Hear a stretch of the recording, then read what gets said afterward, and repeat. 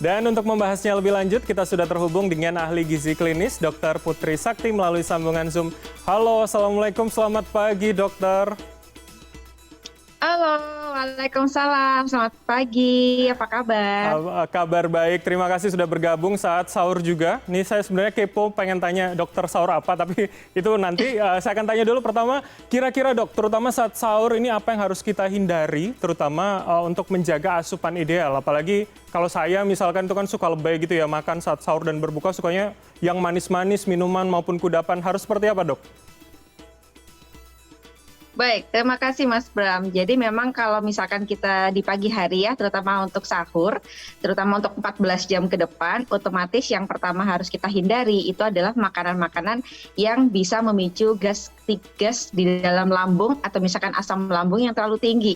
Contohnya apa? Kalau misalkan kita mengonsumsi makanan lauknya, jangan yang pedas-pedas gitu ya, jangan yang pedas, jangan yang terlalu asam misalkan, dan juga jangan yang sifatnya tinggi lemak.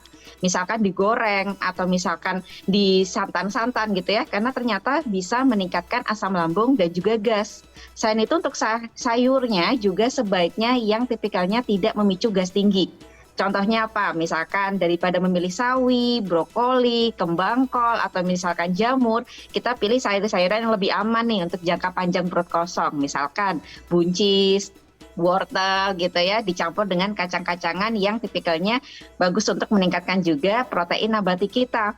Nah selain itu, kita juga sebaiknya mengurangi makan makanan yang terlalu manis, Mas Bram.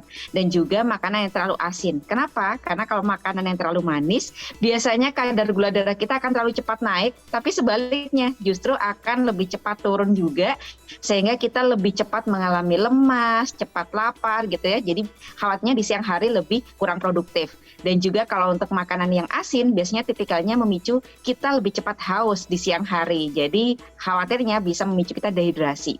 Selain makanan, kita juga harus menghindari beberapa minuman yang tipikalnya juga bisa memicu dehidrasi kita karena kandungan kafeinnya tinggi, contohnya seperti kopi, teh, coklat, atau juga minuman soda. Baik, berarti kopi agak dikurangi begitu dok ya, untuk mengurangi asam lambung begitu untuk banyak yang melakukan sahur dan juga buka. Nah dok, khusus misalkan untuk gula yang kita kurangi, apakah perlu ada asupan pengganti dok?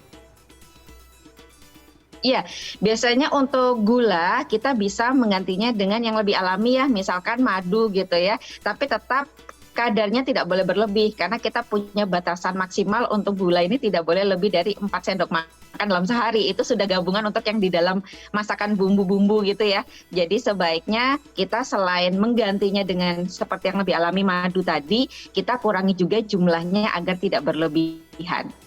Baik, dok, tadi ada satu hal yang menarik perhatian saya adalah soal kolesterol.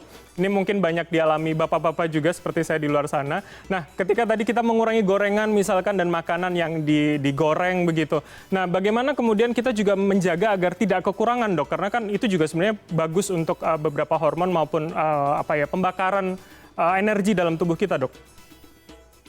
Betul, betul sekali. Jadi kolesterol ini seringkali dikhawatirkan banyak orang, padahal tubuh kita tetap perlu, asalkan tidak berlebihan, yaitu tidak lebih 300 mg per hari. Nah itu caranya adalah kita mengurangi pengolahan yang terlalu berlebihan, misalkan jangan sampai digoreng gitu ya, makanya kurang-kurangin deh pengolahan yang terlalu digoreng, misalkan pagi hari mendingan yang misalkan dipanggang atau dipepes, dikukus. Tujuannya apa tadi?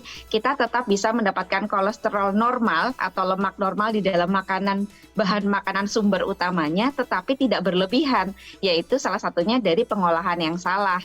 Karena kita tetap perlu, salah satunya selain untuk keseimbangan hormon, kita juga perlu untuk pembentukan vitamin D. Jadi kalau sampai kekurangan gitu ya, otomatis fungsi tubuh kita jadi nggak bagus. Vitamin D kita tahu salah satunya untuk imunitas, kesehatan kita jangka panjang. Jadi kalau misalkan di bulan puasa imunitas kita tidak bagus, otomatis ibadah puasa kita juga menjadi tidak lancar. Betul, apalagi imunitas sangat diperlukan ya saat pandemi seperti ini, dok. Betul. Dok, kalau kita tahu puasa ini kan lebih dari 12 jam seperti itu ya. Nah ini seberapa perlu sebenarnya tubuh kita untuk mengkonsumsi suplemen, dok? Karena kan mungkin banyak yang suka overthinking, khawatir puasanya nggak kuat di tengah hari misalkan. Iya, sebetulnya untuk suplemen ini kan sifatnya tambahan. Mas Bram. Jadi kita kembalikan ke setiap individu. Kalau misalkan asupan puasa kita, misalkan saat sahur dan juga buka puasanya ini sudah bergizi seimbang, dan setiap hari kita kombinasi, variasikan jenis-jenis makanannya dan kita penuhi dengan tepat, kita sebetulnya tidak membutuhkan tambahan vitamin atau mineral gitu ya. Kecuali memang misalkan kita dengan kesibukan harian atau sahur dan buka puasanya belum memungkinkan untuk bergizi seimbang dengan baik, maka boleh kita pertimbangkan ditambahkan dengan suplemen yang tipikalnya mengandung vitamin dan mineral kompleks gitu ya. Tujuannya apa? Biar imunitas kita juga tetap terjalin dengan baik. Tapi sebaiknya konsumsi suplemen tersebut itu setelah buka puasa, Mas. Kenapa? Karena beberapa vitamin mineral itu memicu asam lambung. Khawatirnya kalau diminumnya saat sahur, itu akan memicu ketidaknyamanan di pencernaan kita sepanjang harian gitu. Oke, nah sebenarnya batasnya di mana artinya dok? Ketika kita tahu badan kita butuh atau tidak mengkonsumsi suplemen, dok? Ya, salah satunya adalah tadi, kalau memang kita asupan sahur dan bukanya, kita sudah benar-benar komplit nih. Ada karbohidrat kompleks, ada protein hewani nabati, kemudian ada sayur-sayurannya gitu ya, dan cairannya cukup. Kemudian juga kita bisa melihat bagaimana gejala kita di saat puasa 14 jam. Apakah gampang pusing, gampang lemas, gampang tidak nyaman badannya, atau biasanya ada juga yang, kenapa ya saya puasa ini kok gampang sariawan, atau bibir pecah-pecah. Nah ini kan sebetulnya suatu gejala ya Mas Bram, bahwa tubuh kita ini jangan-jangan kekurangan beberapa vitamin mineral nih gitu.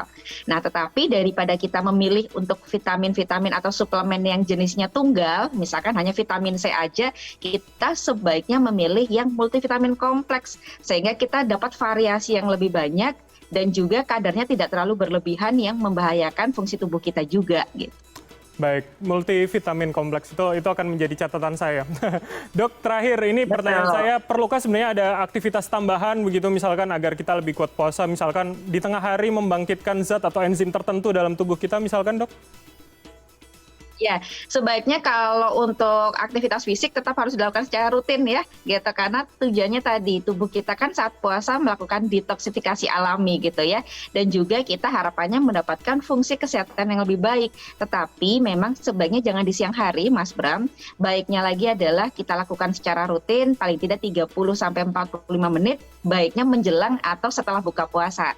Kenapa? Karena sebetulnya kalau kita melakukan olahraga atau aktivitas fisik saat menjelang buka puasa, misalkan 1 atau 2 jam sebelum, kita ini memanfaatkan tubuh kita, metabolismenya ini, karbohidrat dari makanan kan sudah habis ya cadangannya Mas Bram, sehingga tubuh kita akan membongkar nih energi baru dari lemak dalam tubuh, sehingga harapannya adalah kita mendapatkan energi baru, seger, enzimnya bagus, tapi juga tidak membuat kita lemas, dan juga pastinya masa lemak kita akan makin turun di kemudian hari. Baik, artinya lebih baik di sore hari begitu ya. Jadi setelah olahraga capek bisa langsung minum saat buka. Baik, terima kasih. Betul. Terima kasih Dr. Putri Sakti telah bergabung bersama kami melalui sambungan Zoom. Terima kasih.